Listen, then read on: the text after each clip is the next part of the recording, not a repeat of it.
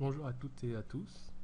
Alors aujourd'hui, nous allons effectuer la correction du premier exercice du TD sur les complexes. Donc c'est le premier TD pour la classe de terminale scientifique. Alors voici le sujet. Ça porte essentiellement sur l'écriture algébrique. Donc on va commencer tout de suite. Soit M, N, P et Q, 4 points du plan complexe respectivement de coordonnées 1, 4, -1, 2, 3, -1 et 5, -2. La première question, placez les points M, N, P et Q dans un repère orthonormé OIJ. Alors pour ce faire, nous allons utiliser un logiciel GeoPlan. Donc je le lance en 2D. Une ouverture, on va plutôt faire une création, nouvelle figure du plan, on place les axes et on crée les points.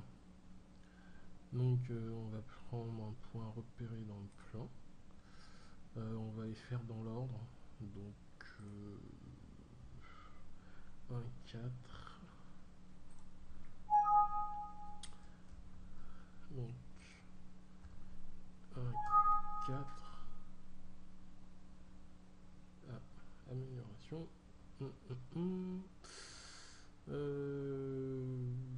va conserver, désolé. Alors 1, 4, ce premier point c'est le point M, on fait OK. Le second point c'est le point N, c'est -1, 1, N,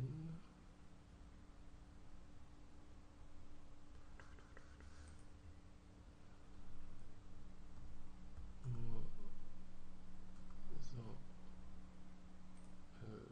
qu'est-ce que je disais, -1, 2,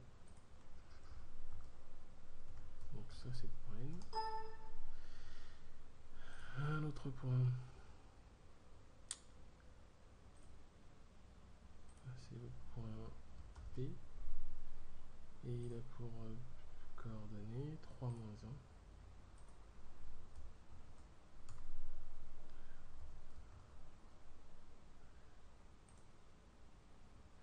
Et pour finir, le point Q,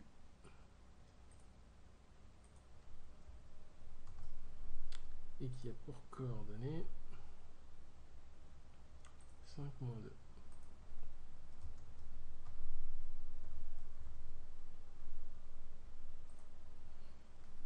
Et voilà. Donc ça, c'est notre résultat. On va enregistrer sous forme d'image. On va l'appeler tracé 1. Alors il doit être dans le bureau. Il est ici. On va ouvrir celui-là, se mettre en page 2, enregistrer l'image, aller dans le bureau, récupérer le tracé et indiquer. Et voilà. On enregistre. CTRL S. Et nous venons de répondre à la première question, qui était donc de placer les points MNPQ dans un repère orthonormé.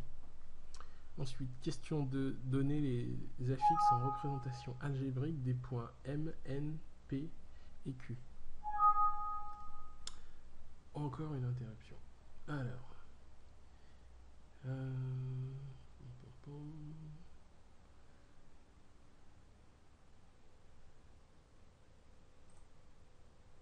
on va modifier ceci. Et là, ça devrait aller. Ok. Donc, j'en étais à la question 2. Donc, pour y répondre, on va se placer au niveau de cette page. Alors, ce que je sais, c'est que Le point M a pour coordonnée dans le plan complexe 1, 4. Donc ça veut dire que si je considère que le point M a pour affixe, alors, ce serait bien de prendre ça. Donc le point M a pour affixe Zm. Ce que je peux dire, c'est qu'il va être égal à sa partie réelle, donc 1,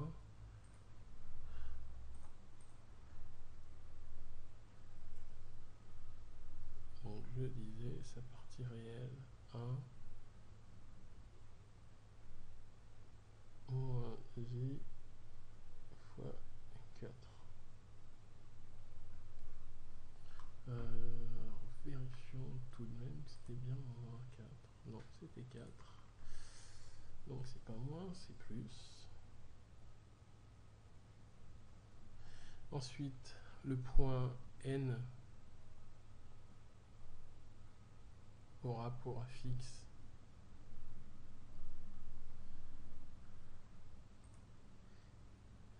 moins 1, 2. Donc moins 1, 2.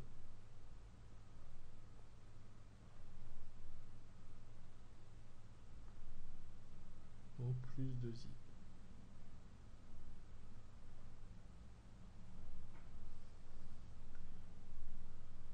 L'affixe du point P est aussi obtenu à partir de ces coordonnées dans le plan complexe. Donc ce sera 3 moins 1. Donc on pourra écrire 3 moins i.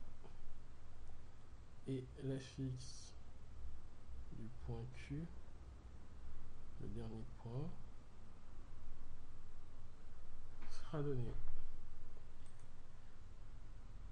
5, 6, 5, moins 2. Donc ça nous donne 5 moins 2i.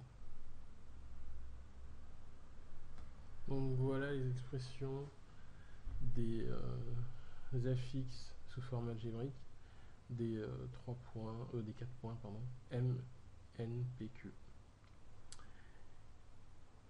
Donc ça c'est la réponse de la question 2 de celle-ci. Celle-ci, on y a répondu au niveau du tracé. Ensuite, question 3, on nous demande de donner les affixes en représentation algébrique des vecteurs Mn et PQ. Alors, Mn et PQ. Pour ce faire,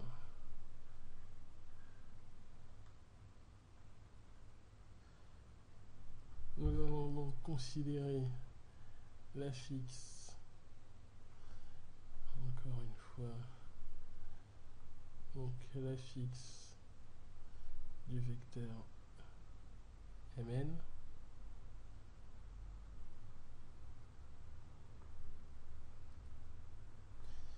ça va être la différence entre l'affixe de l'extrémité et celle de l'origine.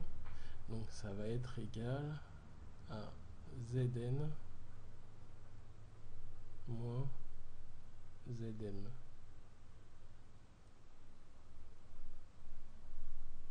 Donc ça nous donne Zn, donc moins 1 plus 2i moins, entre parenthèses, 1 plus 4i.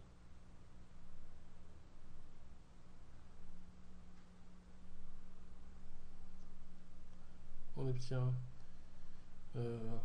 réduction et simplification, moins 1 et moins 1, moins 2,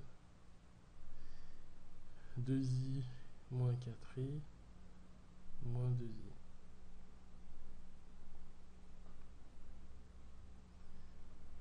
Voilà, on obtient ainsi l'affixe sous forme algébrique du vecteur mn.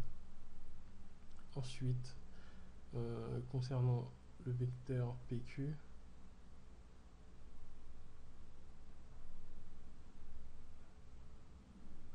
z du vecteur pq va être égal à l'affixe du point q moins l'affixe du point P. Et on obtient donc z de q, c'était 5 moins 2i moins z de p, à savoir 3 moins i.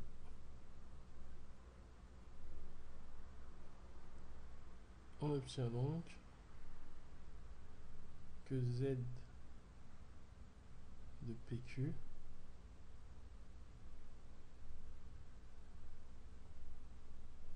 ça va être égal, après simplification, à 5 moins 3, donc à 2, moins 2i moins i, donc plus i, ça fera moins i. Et voilà. Donc on obtient les deux affixes que l'on cherchait, à savoir l'affixe du vecteur mn, on obtient moins 2i moins 2i, et l'affixe du vecteur pq, on obtient 2 moins i.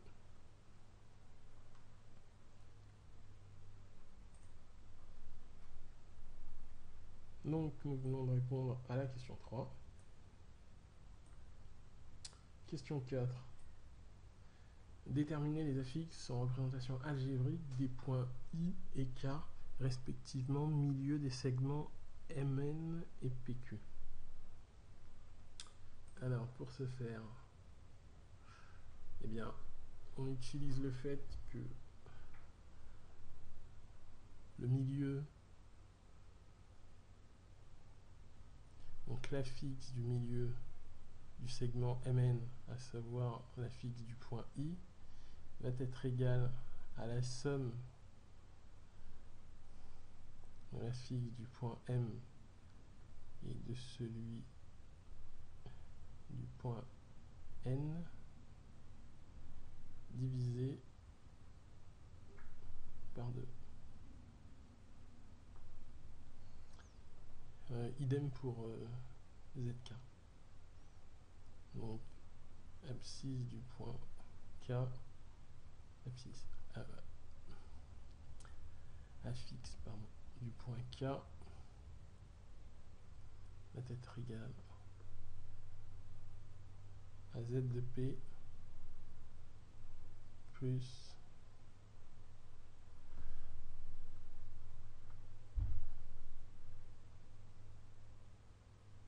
Z de Q divisé par 2. Ce qui nous donne pour ZI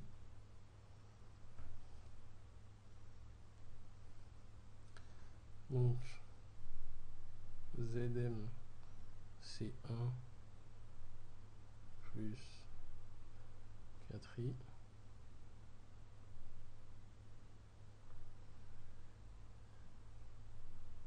Zn c'est moins 1 plus 2i.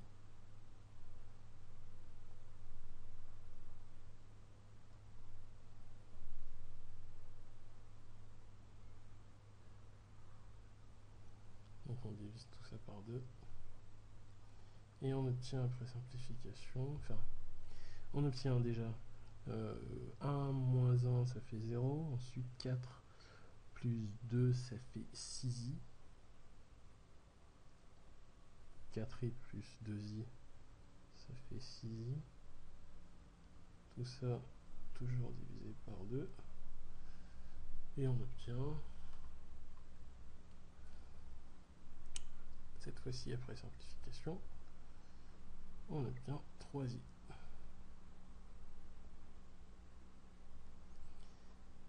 Concernant zk,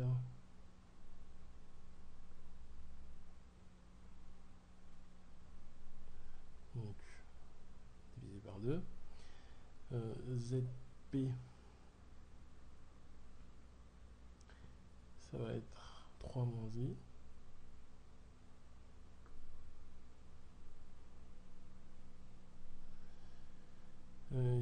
plus zq, donc plus 5 moins 2i.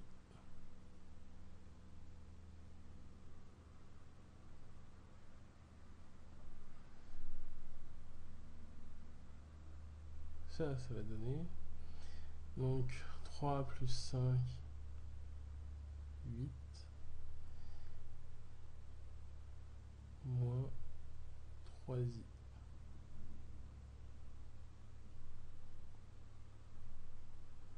Évidemment, divisé par 2. Donc, ça donne 4 moins 3 demi de i.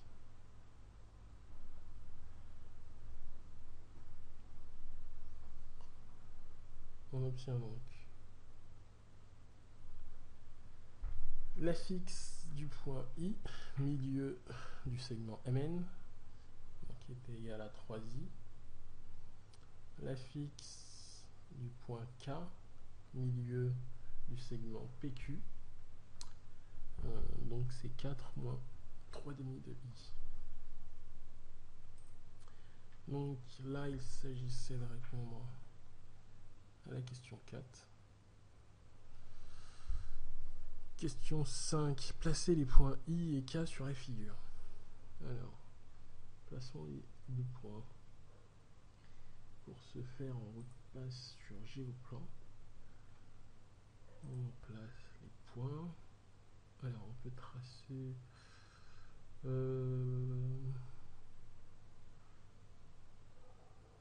on a déjà placé les points. Donc, point à repérer dans un plan. Donc, 0, 3, et ça, c'est pour le point I. Ensuite,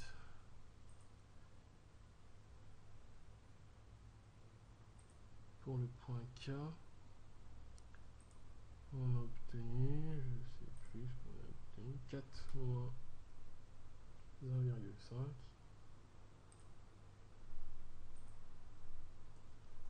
4 moins 1,5.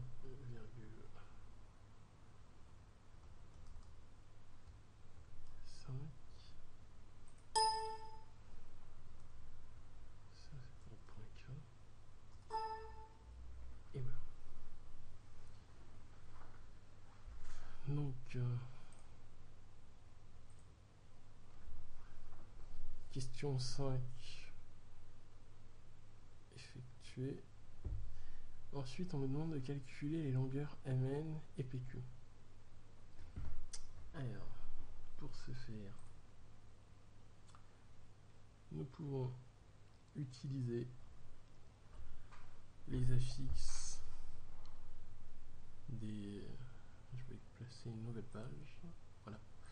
Alors, on récupère les affixes respectives des deux vecteurs MN et PQ.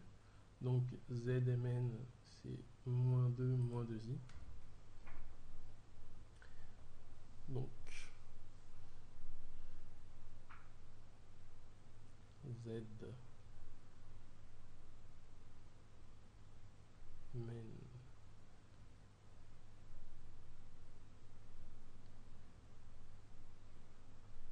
j'ai dit que c'était moins 2 moins 2i alors que Z PQ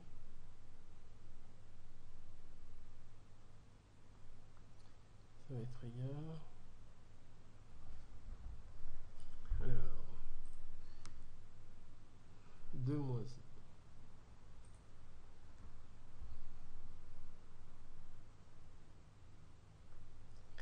Alors, qu'est-ce qui se passe? 2 moins I. À partir de là, on peut établir que le module, donc le module de Z Mn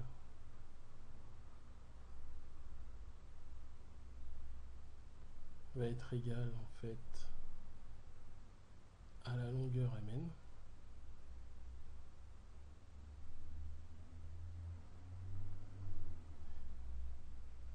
et donc on va se servir de la formule qui nous permet de calculer le module. C'est la racine carrée des coordonnées, donc de la partie réelle au carré plus le carré de la partie imaginaire. Et donc ça nous donne bien tout simplement 4 au carré, pardon, 4 plus 4, c'est les deux, qui valent exactement la même chose, donc racine de 8.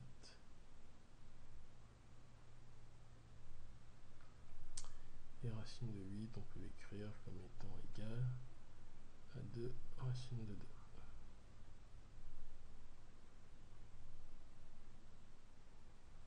Et voilà. On fait la même chose pour PQ. Donc le module du vecteur PQ va tout simplement être égal à la longueur du segment PQ. Et donc, en nous servant de la formule aussi ici, je peux dire que j'obtiens que c'est 2 au carré plus la partie imaginaire moins 1 au carré.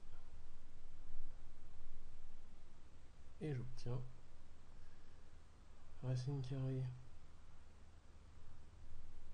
donc ici ça fait 4, ici ça fait 1, et j'obtiens au final racine de 5. Et voilà.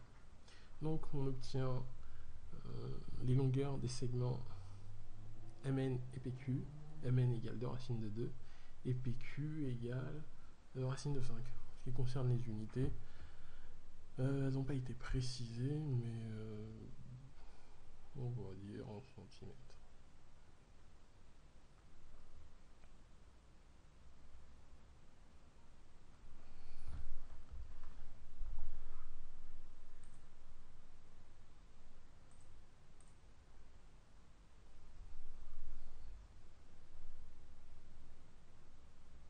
Donc la question 6, calculer les longueurs Mn et PQ, on vient de le faire.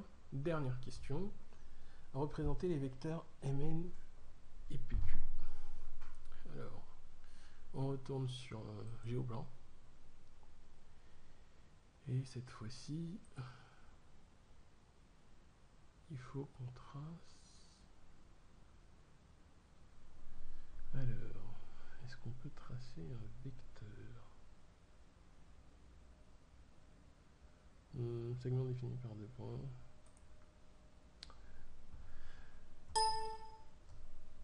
Alors, M et N, ça c'est fait.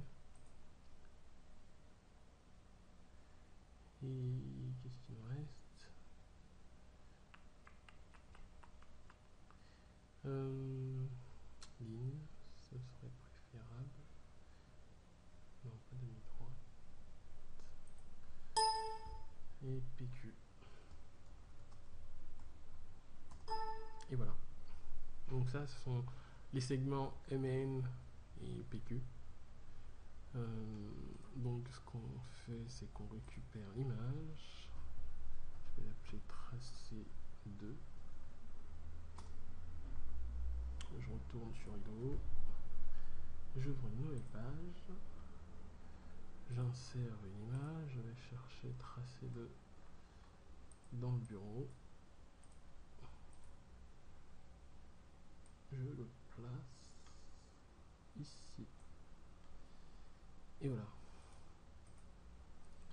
Et donc, bien, vecteur MN, ça va être dans ce sens-là. Alors que le vecteur PQ va être dans ce sens-là. Et donc, voilà la correction du premier exercice du TD sur les complexes. La prochaine fois, nous corrigerons l'exercice 2. Bonne soirée.